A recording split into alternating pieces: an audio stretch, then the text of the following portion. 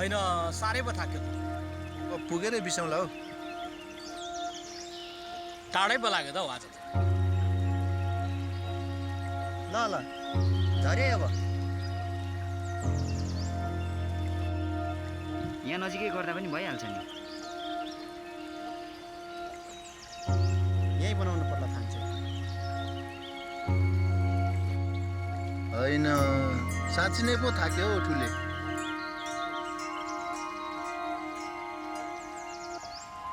ल सामान जति यता राख है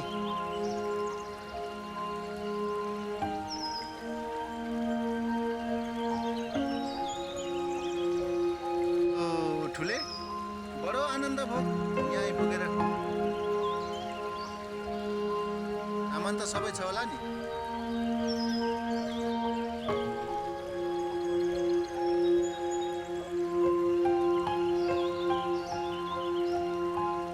होइन काँचो धागो लिएर आइन सिक्या हो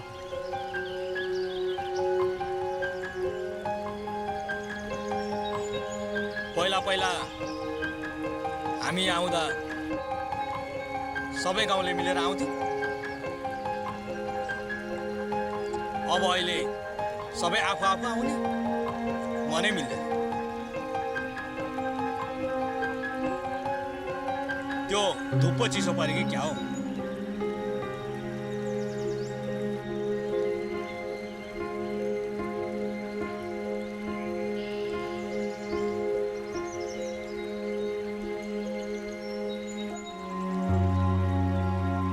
आइज है केटा त पनि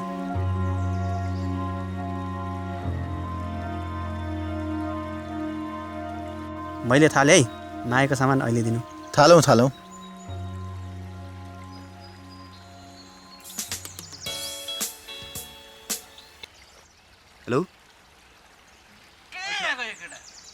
यहाँ खोला पूजामा छु हौ एकछिन बस्दै गर न म आइहालेँ घर पुगेर है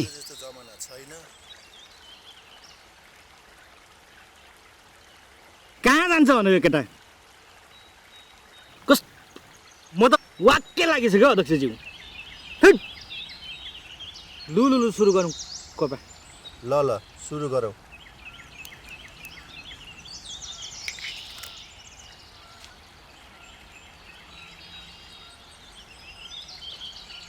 खान याङ्गो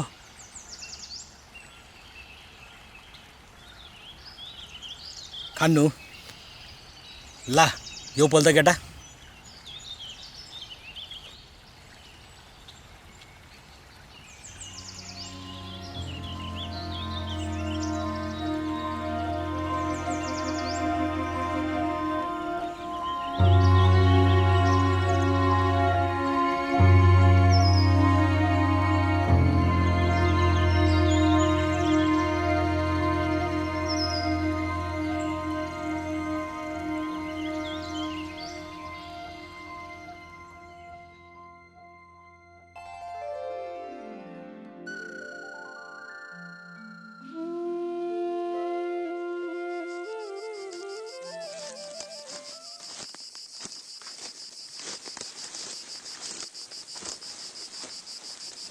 अनि आज त चर्च जान्छु भन्थ्यौ त गएनौ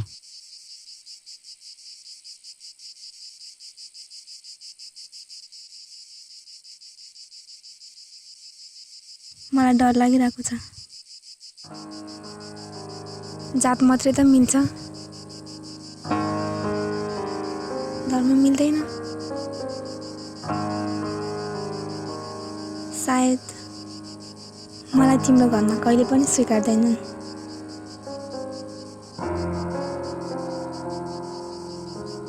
मैले त स्वीकारेको छु नि एक न एक दिन त घरमा पनि स्वीकारिहाल्नुहुन्छ नि माया पनि त एउटा धर्म हो सर गएपछि अलपत्ता त पार्दैनौ नि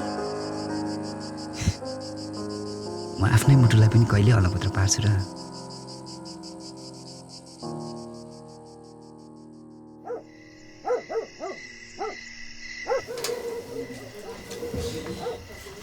मन परेर मात्रै हुँदैन धर्म मिल्नु पर्यो संस्कार मिल्नु पर्यो घरको एक्लो छोरा होस्, भोलि गएर कुल थाप्नुपर्छ।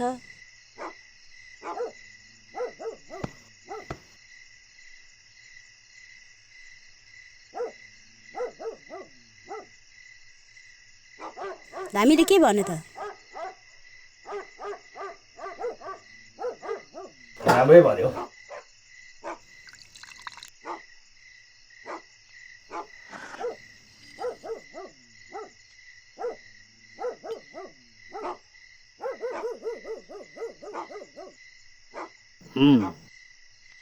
गाउँमा निकै हल्ला सुन्दैछु।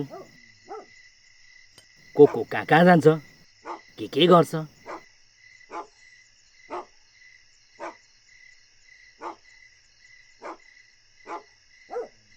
मलाई अरू कुरा केही थाहा छैन। मैले तेरो आमालाई ल्याउँदा र त जन्मिँदा जसरी मैले यो चुलालाई देखाएको थिएँ, त्यसै गरी मेरो कुलको बुहारी र मेरो हुनेवाला नातानातिनीलाई तैँले यो चुलामा देखाएकै हुनुपर्छ। होइन भने जेसुकै गर।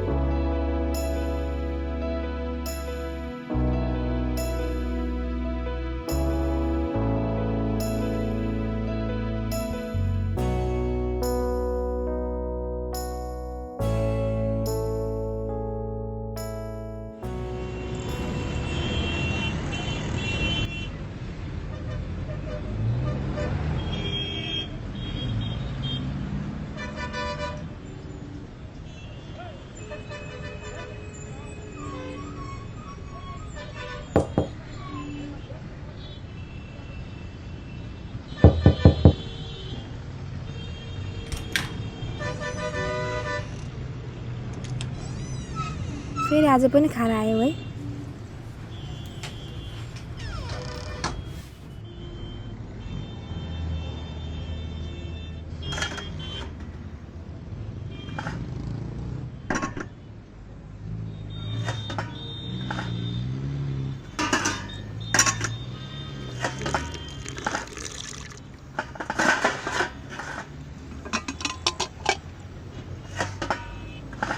तिमीले मेरो भावनालाई त बुझेनौ। कमसे कम यो जन्मिने बच्चाको लागि त जिम्मेवार बन। तिमीलाई थाहा छ त म कस्तो अवस्थामा छु।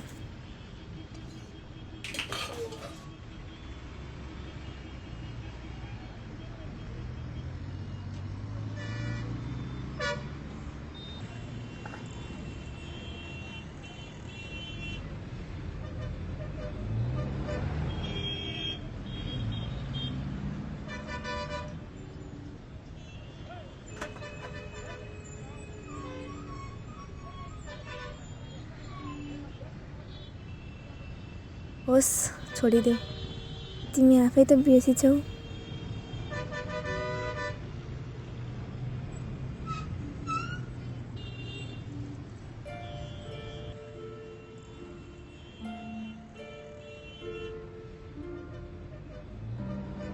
चिन्ता त सायद बढी मलाई छ। म आउँछु, तर यसको मतलब यो होइन कि म जिम्मेवार छैन। तिमीले कोखमा हुर्काइरहेको छौ र मैले दिमागमा। अनि तिम्रो जिम्मेवार हुने तरिका यही हो? मलाई आज राति अप्ठ्यारो पर्यो भने के गर्छौ? तिम्रो शरीरले मलाई अस्पतालसम्म पुर्याउन सक्छ? सक्छु, गर्छु, छ हिम्मत। जति अप्ठ्यारो परे पनि हारेको छैन। यतिको वर्ष भइसक्यो बाबुआमाको लागि मरेको तिमी जस्तै मात्र भएको। भएको छौ, म छुइनँ। तिमीदेखि बाहेक को छ मलाई हेर्ने?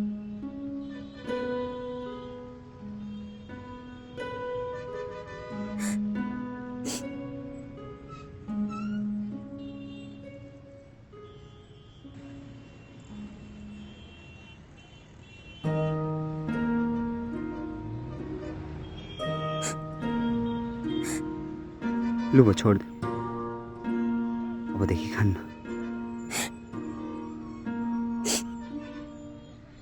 यो बच्चाले असल कुरा सिकोस्, बाबुआमाको माया थाहा पाओस्, संस्कार बुझोस्।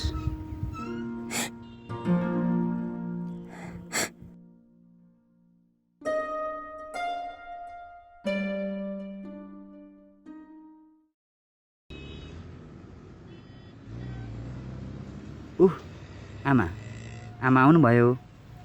आमा भन न। नानी, आमा भन त। आमा भन न। ए उता नजाऊ, लड्छ। यहीँ बस। आमा भन त नानी।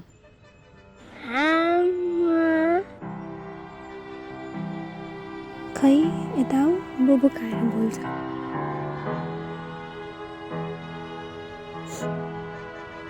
बोल न छोरी। मेरो छोरी बोल्छ नि।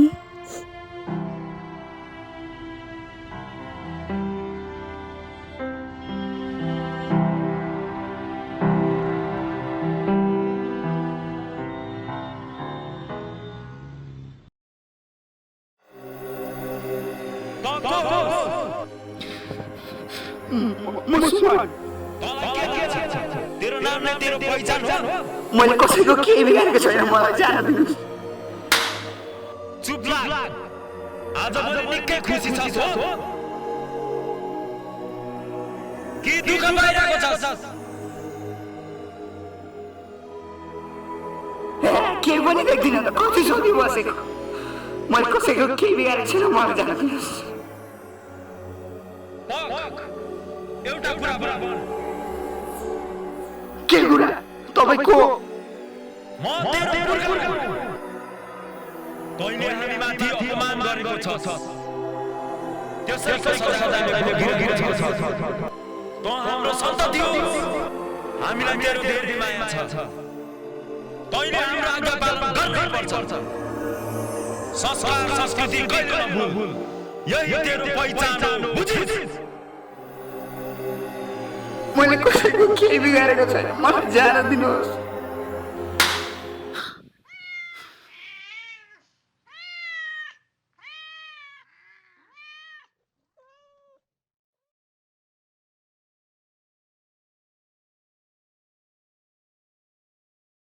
के भयो? किन उठेको? नराम्रो सपना देखेँ। नराम्रो भन्नाले?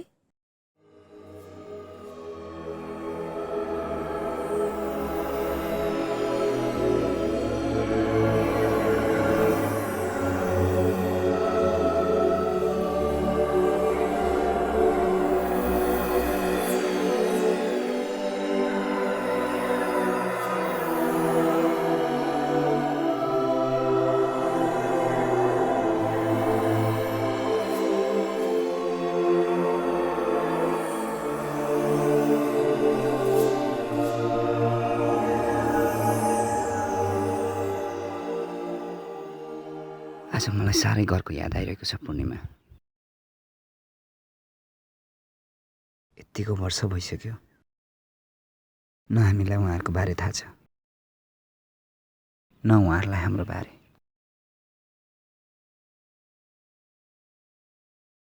आज हामीले एकअर्कालाई त पायौँ, साथमा हाम्रो बच्चा पनि छ। तर पनि जीवन आधा खुसी जस्तो महसुस गर्छु।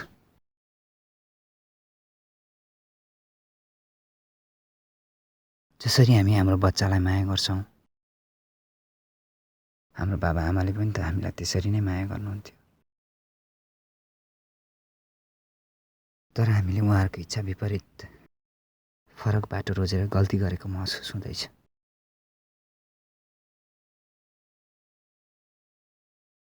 आखिर पापा आमा हाम्रै त हुन्। उहाँहरूको मन दुखाएर हामी खुसी हुन्छौँ जस्तो लाग्दैन।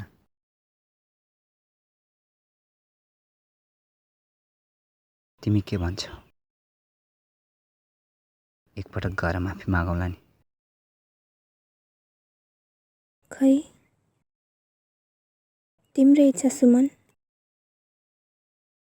जसरी तिमी खुसी हुन्छौ त्यसै गरौँ। तिम्रो खुसी नै मेरो पनि खुसी हो।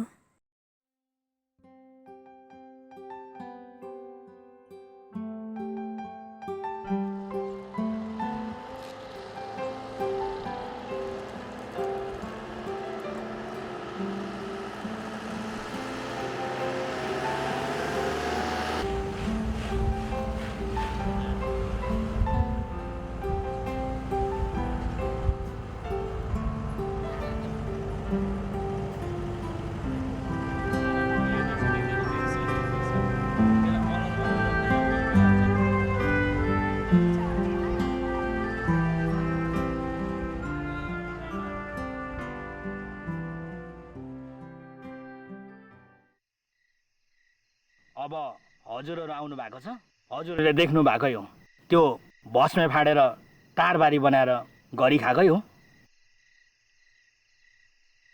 त्यो समयमा हामीले यही काठमा यही थाप्लीमा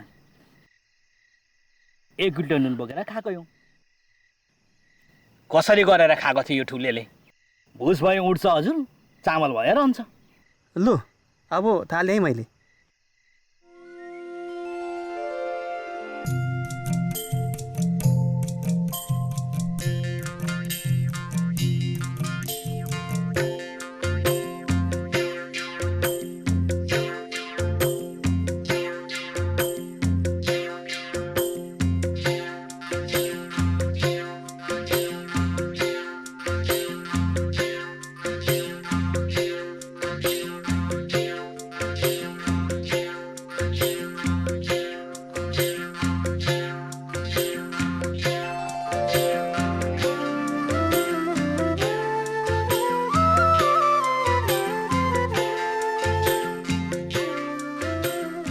यो साल अझै अदुवा मेरो पनि राम्रै फलेको छ।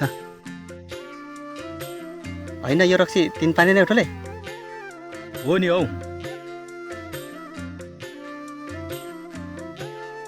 हो रहेछ, आगै नि भयो।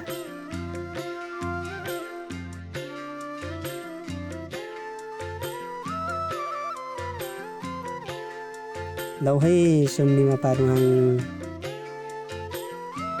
आइडाङ्का आम्नो साँची युङयाङ्सा ओको आङ्का ओ नाम्मी छ आइडाङ्का आङ्का ओ माङ सुप्तुलुङडा वाङसुम याङ नै ओडा आङ्का ओ माङ खानी निन्चिया खानुलोक रुलुकोप याङ्सा युङमा दोट अनै देना भनेलो सुम्निमा पारुहाङ ओ पालो डाटकाङा मुङडोम डोब याङ्सा आन दिवापा चिया डोबाङ्सा मुटारा ओ इसाकी आओ नै